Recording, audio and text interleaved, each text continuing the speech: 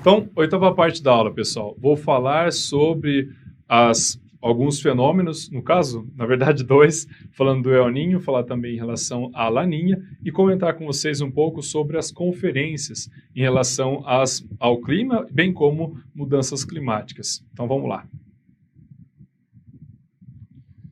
Fenômenos climáticos e conferência. Então, comentar um pouco em relação ao chamado El Niño. Saulo, o que significa isso? Vamos lá. O El Niño é o aquecimento anormal das águas localizadas no Oceano Pacífico Equatorial. Isso significa El Niño. Aí vem a pergunta. Por que essas águas elas ficam superaquecidas, Saulo? Aí vem a resposta. Mais uma vez, não existe uma convicção, algo 100% pelos cientistas. Existem o quê? Hipóteses. Então vamos lá comentar essas hipóteses. Uma das hipóteses diz respeito ao seguinte: ocorre El Niño porque não ocorre a ressurgência. O que é ressurgência? Ressurgência é quando a água que está na profundidade do oceano vem para a superfície.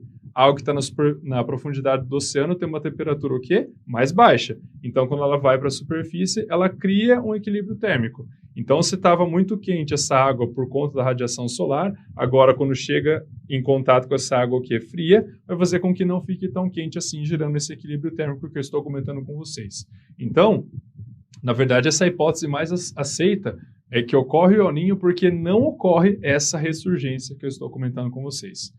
Uma outra característica que acaba sendo adotada pelos cientistas é o fato de o Oceano Pacífico, a borda do Oceano Pacífico é contemplada pelo chamado Círculo de Fogo do Pacífico ou Anel de Fogo do Pacífico, tanto faz, que são as localidades onde possui extrema atividade vulcânica. Então, essa extrema atividade vulcânica, tanto no continente, bem como no mar, no fundo, no assoalho marítimo, também contribui para o aquecimento dessas águas. Como eu disse, são hipóteses. Enfim, fazendo com que tenha esse aquecimento da água, esse superaquecimento, qual vai ser a consequência? Ah, Saulo, se aquece mais, vai evaporar mais. Se evaporar mais, vai ter mais nuvem. Se vai ter mais nuvem, vai ter mais chuva. Exato. Só que aí vem a palavra depende. Depende de onde essa nebulosidade vai se deslocar. Então, tem local que realmente vai acabar chovendo mais, tem local que vai chover menos, tem local que vai ficar mais quente, tem local que vai ficar até mais frio, então mais seco e assim por diante. Então, vai ter uma variação.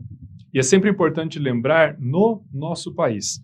Qual que é a consequência quando acontece um El Niño? Saulo, pensando em relação ao norte e o nordeste do nosso país. O que acontece com a chuva? Ela diminui.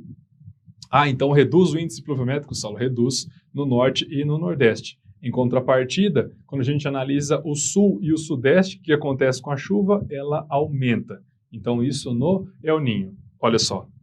Então, colocando isso em esquema, fica bastante claro o quanto a atuação do El Niño ocorre, por exemplo, nos meses de outubro e março. Então, tem toda essa variação ao longo do planeta. Isso é importante lembrar, que essa variação ela vai ocorrer o quê? Não é algo pontual, ela tem uma escala global, conforme a gente está vendo. Então, no que está em rosa ocorre a seca, o que está em vermelho ocorre o quê? Uma temperatura mais elevada, o que está nessa cor bege, a precipitação maior do que o normal, e o que está em roxo, a temperatura da água mais elevada do que o normal. Lembrando que isso de outubro e março. E quando a gente analisa abril e setembro, aí ocorrem outras particularidades ao longo do globo, conforme nós estamos visualizando. É importante ressaltar que essa nomenclatura El Niño, ela foi dada fazendo uma alusão ao menino Jesus. O quê? Pensando em 25 de dezembro, que é justamente o momento que começaram a perceber essas modificações, esse aquecimento. Na verdade, até anteriormente, a civilização Inca já conseguia perceber essa mudança e o quanto isso iria acarretar, pensando principalmente em relação à agricultura. Enfim, então realmente acaba tendo esse sentido. E é complicadíssimo, uma vez que não dá para prever. Claro que existe a média que acaba ocorrendo uma vez a cada 3, 5 anos aproximadamente, mas isso pode mudar. Pode acontecer de um ano ocorrer, no outro ano ocorrer também. Aí um ano ocorre, outro não, aí o outro ocorre, então isso acaba sendo bastante variado. Mas aí, Saulo, e a laninha? Aonde que a laninha entra, pessoal? A laninha é justamente o oposto. Justamente o oposto? Justamente o oposto. Então, se no El Niño vai ter o superaquecimento das águas do Pacífico Equatorial, o que vai acontecer com a Laninha? Vai ter esse resfriamento dessas águas. E mesma ideia, pessoal, hipóteses.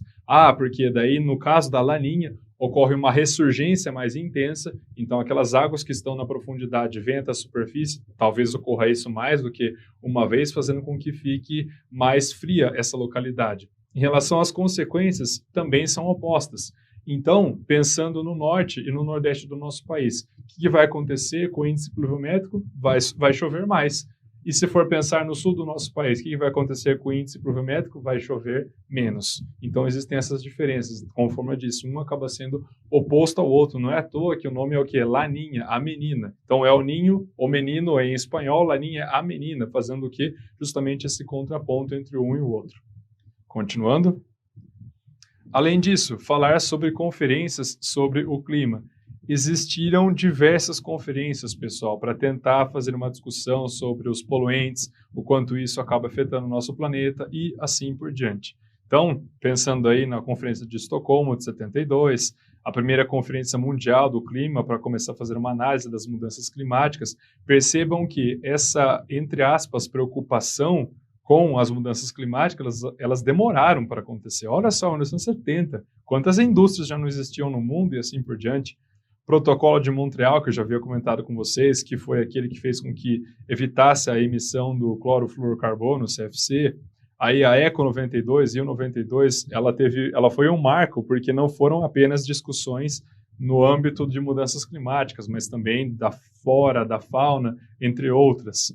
O protocolo de Kyoto, que aí sim o protocolo de Kyoto batia muito nessa tecla, falando do quanto os países precisariam reduzir a emissão dos gases de efeito estufa, principalmente o gás carbônico e o metano. Esse protocolo de Kyoto procurou ter várias tentativas que fossem nesse sentido, mas infelizmente acabou fracassando, porque foi estabelecido que diversos países tivessem diferentes metas, só que também é aquela história, tudo bem, você coloca uma meta, mas a pergunta é, essa meta ela está sendo cumprida? E mais importante do que isso, essa meta ela está sendo fiscalizada? Não. Tanto é que diversos países simplesmente não quiseram aderir ao protocolo de Kyoto, dizendo que se eu reduzir a emissão de metano, bem como de gás carbônico, eu vou prejudicar a minha economia, algo que eu não quero para o meu país. E o mais recente, o chamado Acordo de Paris de 2015.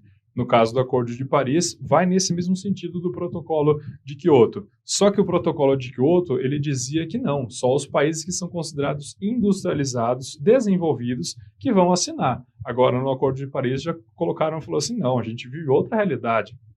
Pensando em 2015, nós temos a China, por exemplo, que é considerado um país emergente, apesar de ser a maior economia do mundo, mas também que está entre os que mais poluem.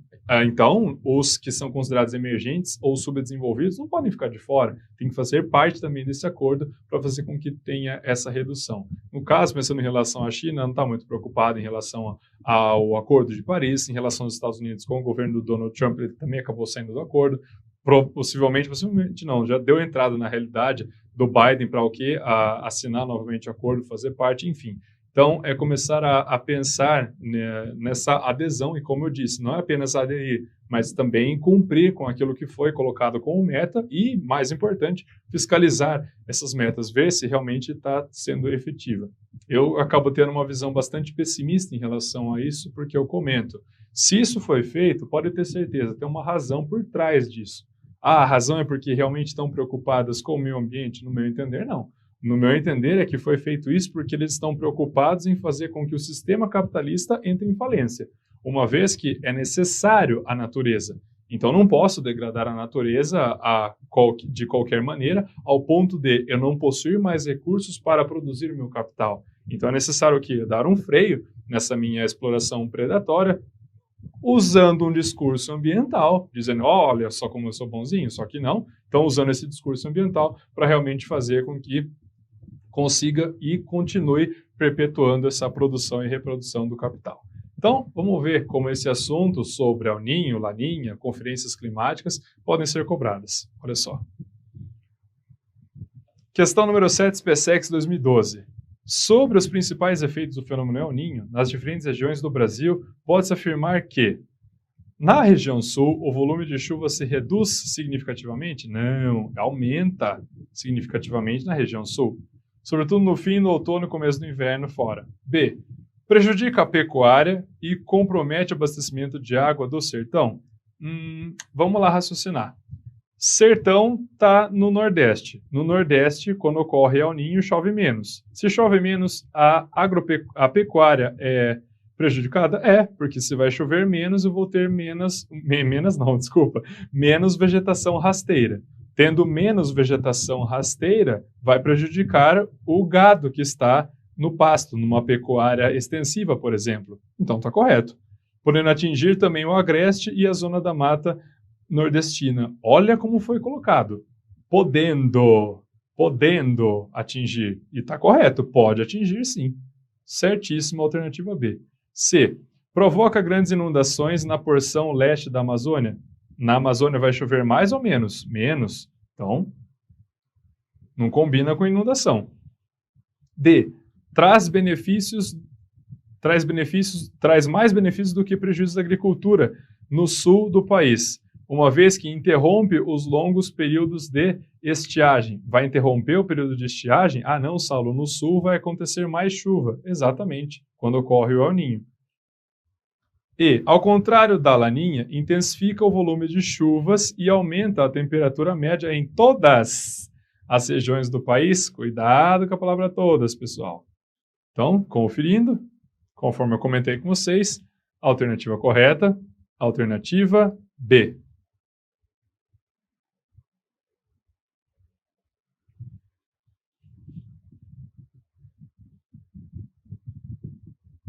Então, vamos lá. Só respondendo a pergunta.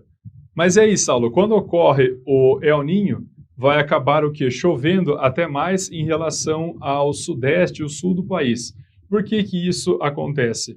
Isso acontece, pessoal, devido a toda a dinâmica a partir do litoral da costa do Pacífico, o Pacífico litorâneo na região equatorial. Vamos lá. Lembrando que o El Niño vai fazer com que a água fique superaquecida. Se vai aquecer, o que vai acontecer com isso? Vai evaporar mais. Se vai evaporar mais, vou ter mais nebulosidade. Só que essa nebulosidade ela não vai ficar presa ali sobre o Oceano Pacífico. Ela vai se deslocar. Só que ela vai se deslocar em certas áreas, vai ocorrer essa chuva por conta dessa nebulosidade, em certas regiões não. E quando não ocorre, dependendo do deslocamento dessa massa, vai contribuir para fazer com que em certas regiões fique mais seca, que é o caso do Nordeste, bem como do caso da Amazônia. Só que quando a gente analisa em relação ao Sudeste, não. Por quê? Porque no caso o Sudeste vai começar a receber mais essa umidade proveniente do quê? Da zona de convergência do Atlântico Sul. Então, vai ter uma quantidade maior dessa zona de convergência do Atlântico Sul atuando tanto no sul como no sudeste. Então, isso vai contribuir fazendo com que realmente a pluviosidade fique maior quando comparando com um período que não ocorre o El Niño. Continuando. Então, última questão, pessoal. Colégio Naval, também questão recente de 2021. Nas últimas décadas, uma série de ocorrências climáticas e ambientais tem sido divulgada pela mídia. As alterações climáticas, sobretudo o aumento da temperatura mundial, têm preocupado não somente cientistas, mas também governantes, políticos, organizações não governamentais, ambientalistas e a população em geral. O fenômeno climático El Niño representa mudanças bruscas na circulação da atmosfera e consequentes alterações nos índices pluviométricos e nas temperaturas em quase todo o planeta. O fenômeno El Niño exerce influência em todas as regiões brasileiras. Nesse sentido, assinale a correlação correta entre a região brasileira e as consequências desse fenômeno climático. Vamos lá. A. Região Norte. Elevação da pluviosidade? Não. Redução da pluviosidade. B. Região Nordeste. A estação chuvosa se prolonga? Não, pelo contrário, ela se reduz. C. Região Centro-Oeste. Chuvas torrenciais e queda brusca da temperatura, ocorre queda brusca da temperatura ou chuvas torrenciais, na verdade, essas chuvas torrenciais são comuns no começo e no final do ano, no centro-oeste, mas em relação a essa queda brusca de temperatura com o El Niño, não. D. Região sudeste. Elevadas pluviosidades durante todo o ano. Todo o ano aqui já ficou exagerado, hein, Saulo? Exatamente. E queda brusca de temperatura no inverno? Não. Então só pode ser aí. Região sul. Maior ocorrência de chuvas e elevação da temperatura. Correto, é justamente isso que acaba acontecendo na região sul do nosso país quando há o El Niño. Então, pessoal, essa foi a nossa aula 01 sobre climatologia, essa última parte que eu comentei com vocês, sobre tanto o El Niño bem como a Laninha e as conferências do clima. Muitíssimo obrigado, pessoal, pela audiência, excelentes estudos. Qualquer dúvida, por gentileza, me procurem no fórum de dúvidas. Até a próxima.